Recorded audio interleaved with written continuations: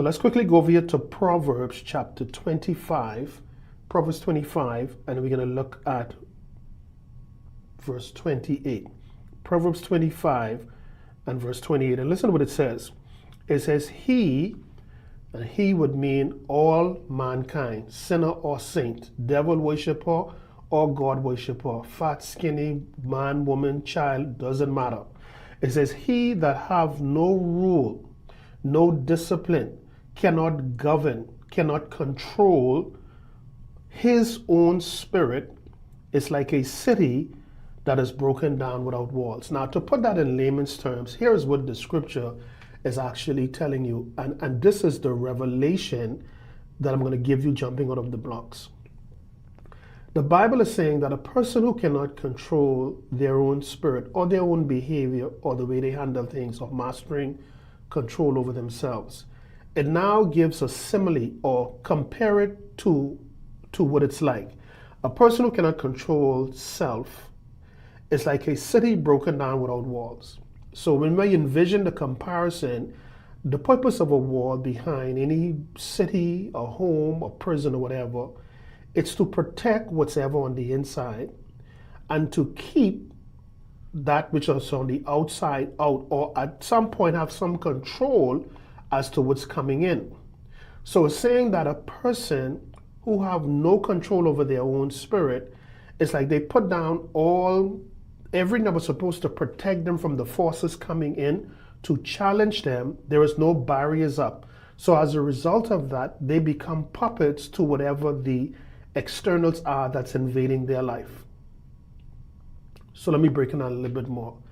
So when we look at the word, if you look at the scripture carefully and you really, really let it ponder in your mind, the responsibility of no matter what comes at a person, the blame cannot be on the person. For example, let's say you have a friend, a family member, a co-worker who's always provoking you. And one day you flew off the handle and started to curse at them and become very belligerent with them, right? Now, immediately you would say they provoked you, which was now the result of your behavior. But that is not what the scripture is saying. The scripture starts off by saying, he that have no rule over his own spirit. Let's be clear here. Not the spirit of the one provoking me. I have no control over that. So he's saying to me, he says, he that have no control over his own spirit, meaning that I can have control if I make the decision to control my anger, to control my impulsive spending, to control just whatever comes out of my mouth. He's saying that you have control, but he says the one that do not have control over his own spirit, he's likening to this person to a city that is collapsed, broken down without walls. There's nothing to protect the outside forces from invading this city.